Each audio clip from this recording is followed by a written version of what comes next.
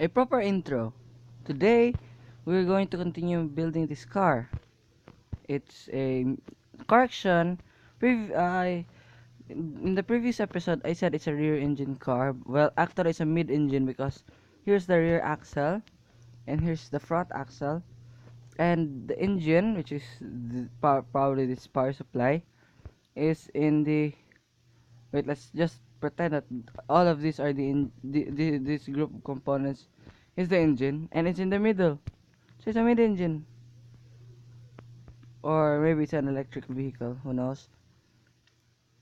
And yeah, let's continue building the car.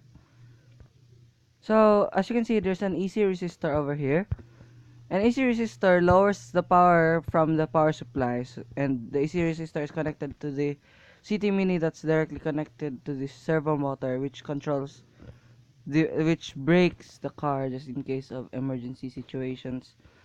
So during times that we do not need the servo to brake, we lower the power with the AC resistor. I mean, during the times we do not need it to brake, we lower the power so it would not have effect on our speed, and to do that we have to place an inverter. And here, let's put a speed controller over there. So there you go. It no longer There you go. It no longer breaks. Let's not kill your ears this time. Now this as you can see, I place an inverter. It is because the AC resistor lowers the value depending on how high this value is. So the input to it's pretty much the power input minus the signal input. Now so we place an inverter so it's constantly in a very high resistance, therefore it would not have power to the brakes until we need it to have power, and so that we could keep the IO1 at the very lowest value all the time. Now we place the gear selector over there. It only has two gears, drive and reverse, and oh no. For the drive selector, we do not need an inverter. We just have to set it from going counterclockwise. Wait, no, from going clockwise to counterclockwise. Therefore, this one is already going to the direction in the opposite direction because I have set the reverse. But there's no additional components, which is quite a good idea, especially if you're making a ridiculously complex build. You want to keep the number of components as low to the ground as possible. Now in the previous episode, I didn't realize how much space this thing has and how much weight it needs in the middle. So let's add weights. It's weird that a high performance car needs weight, but this one does. Don't. So let's place these things, and this one could go here. This is the engine cover, so this one divides the compartment in half: the engine compartment and the passenger compartment, the cabin. How large is this thing? Let's grab a dummy, a dummy. Oh my, I could stand in here. Not good. Not good at all. That is way too large. So let's go grab our seats. How about if we just lower everything?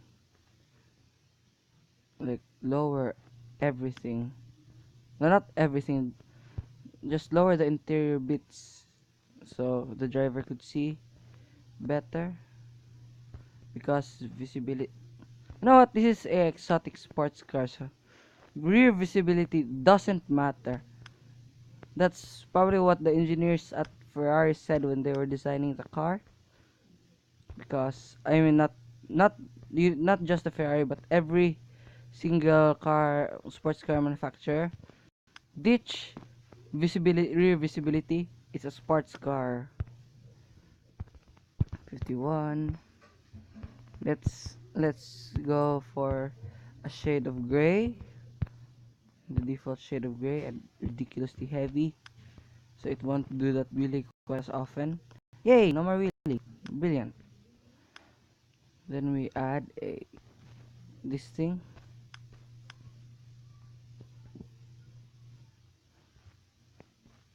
You know what, I think it's not such a good idea to have ridiculously heavy interiors, and instead of making things heavy, we just uh up the speed, so there'll be a higher top speed but still a very good acceleration.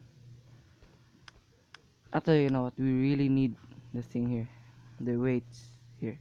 So will the dummy fit this time?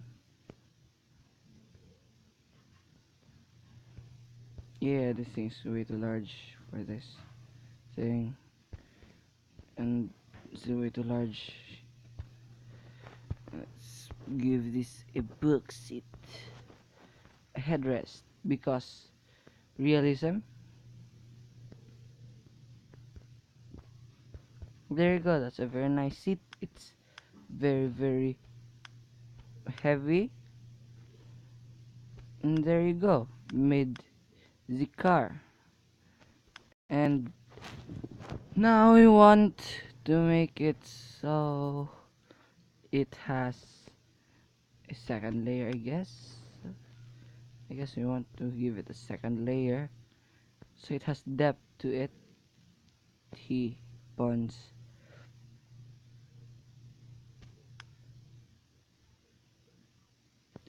Second layer, come on, let me place a second layer. Not this one, this guy. Second layer, yes. Okay, so this is our second layer base. Then we just place this thing around. Are the wheels fully compressed? Yes, they are fully compressed. Now we want these guys just go around the wheel as tightly as possible, because life of sports car driver must be always sporty. So as close to the wheels when fully compressed as possible, to give it a very sporty look or something.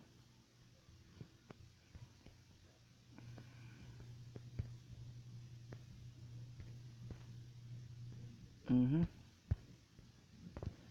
The main reason I'm probably doing this is because when I'm making the tracks, at least when I made the tracks back in grade 6, I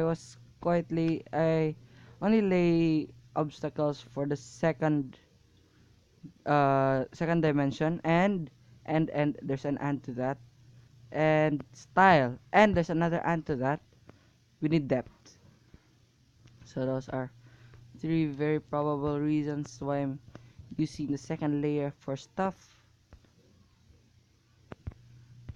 I wonder if we could actually get this so that the thing hits the thing. This thing hits the other thing. No. Like this thing just barely touches. Like, barely touches the thing. To give it an even sportier look. Because that's the rage nowadays. Everybody wants very small tire gaps or something. Yeah, not as sporty as it we wanted it to be, but still pretty sporty, right?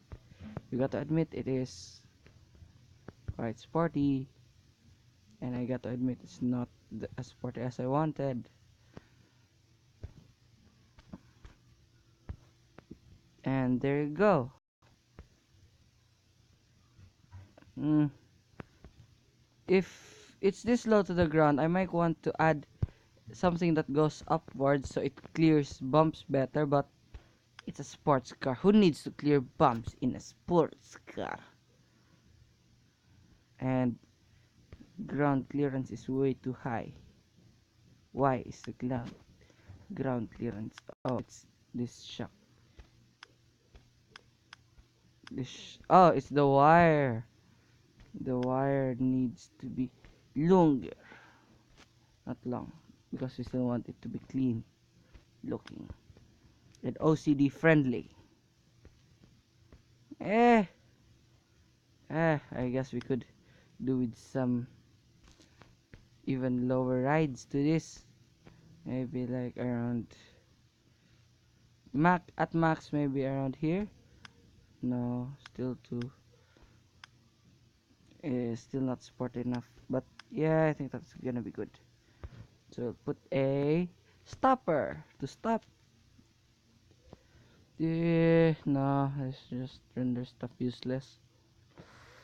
No. This is not. Rubber bands then. Rubber bands. Rubber bands is in mechanics. Why can't I find that thing? Mechanics. Also, we want to lift this up a tiny bit. Like that. And why is the dummy still here? No, we don't need them anymore. It's dumb. Now we need rubber bands over here, Biziak. And I really do not know how the rubber bands work, but hey, first tries a charm. Nope, still doesn't lower length, so I guess you have to lower length.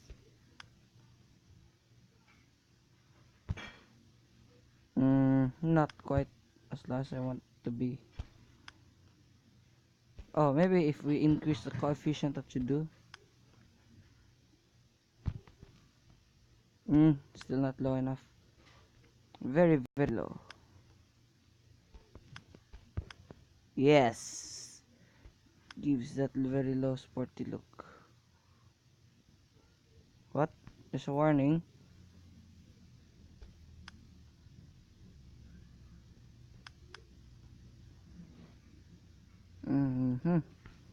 There you go. Very low, very sporty look. Does it still extend if I need it to extend though? Otherwise the entire thing would be redundant as hey. Yes, it does extend, but not to the extent that I want it to be. Maybe I need to increase rubber fraction length that bit. Yeah, still not as much as I want it to be. Yep, there you go.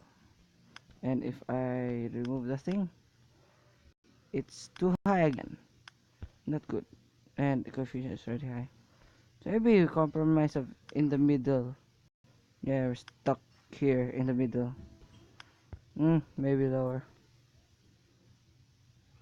What? There goes the one drag warning again. Okay, I think that's gonna be enough.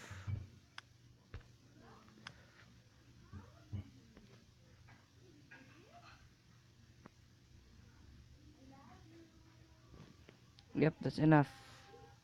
Oh no, we're running out of storage space while recording a video.